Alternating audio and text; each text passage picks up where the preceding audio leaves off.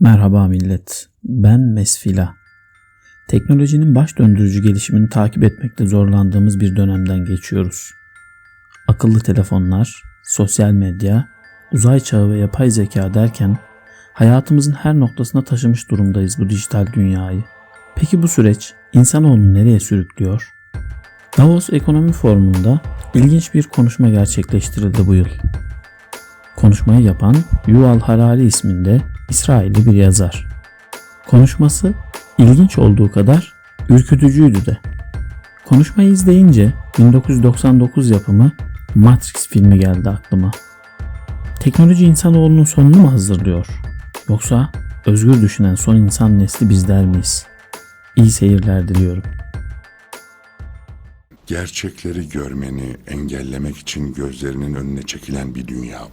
Ne gerçeği? Bir köle olduğunun gerçeği ne o? Sen de herkes gibi köle doğdun. Dokunamadığın, tadamadığın ya da koklayamadığın bir hapishanedesin. Beyninin içi bir hapishane. Bundan sonra artık geri dönüş olmayacak. Mavi hapı alırsan hikaye sona erer. Yatağında uyanırsın ve istediğin her neyse ona inanırsın. Kırmızı hapı alırsan harikalar diyarında kalırsın. Now, how exactly will the future masters of the planet look like? This will be decided by the people who own the data.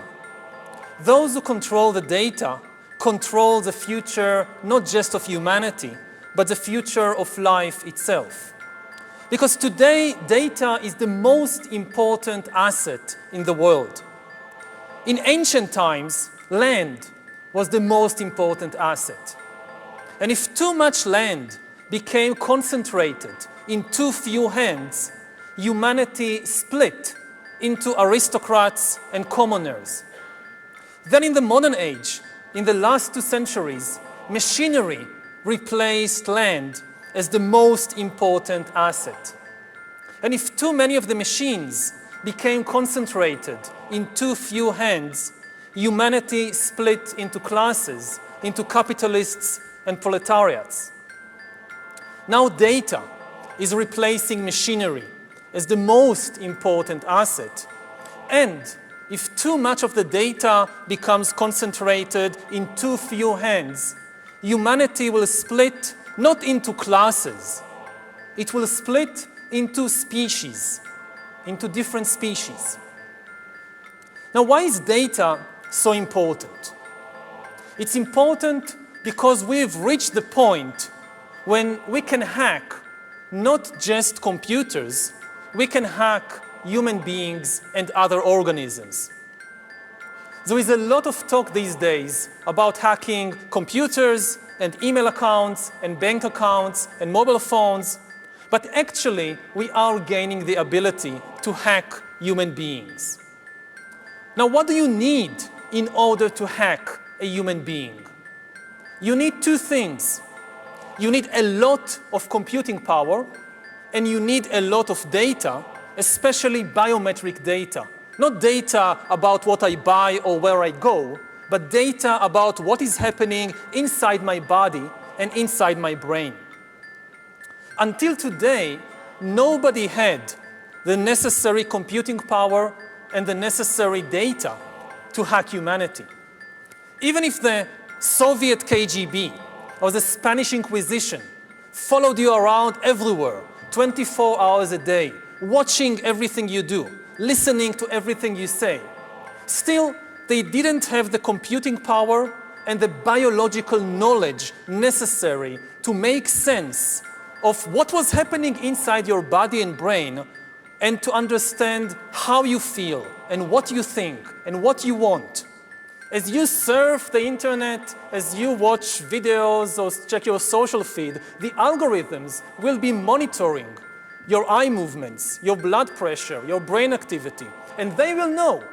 Once we have algorithms that can understand me better than I understand myself, they could predict my desires, manipulate my emotions, and even take decisions on my behalf. And if we are not careful, the outcome might be the rise of digital dictatorships. In the 21st century, new technological revolutions, especially AI and machine learning, might swing the pendulum in the opposite direction. They might make centralized data processing far more efficient than distributed data processing. And if democracy cannot adapt to these new conditions, then humans will come to live under the rule of digital. But control of data might enable human elites to do something even more radical than just build digital dictatorships. By hacking organisms, elites may gain the power to re-engineer the future of life itself.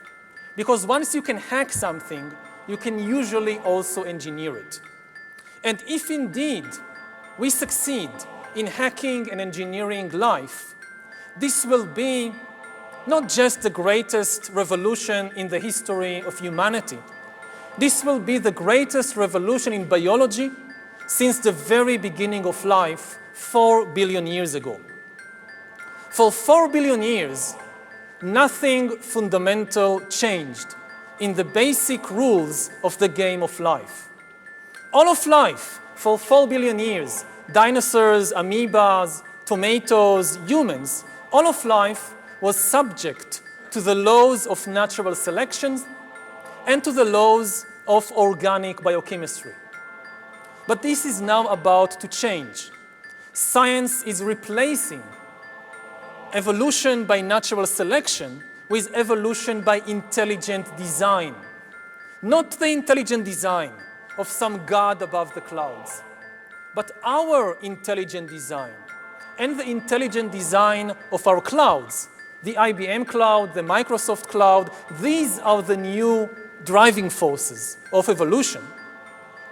And at the same time, science may enable life, after being confined for 4 billion years to the limited realm of organic compounds, science may enable life to break out into the inorganic realm. So after 4 billion years of organic life shaped by natural selection, we are entering the era of inorganic life shaped by intelligent design.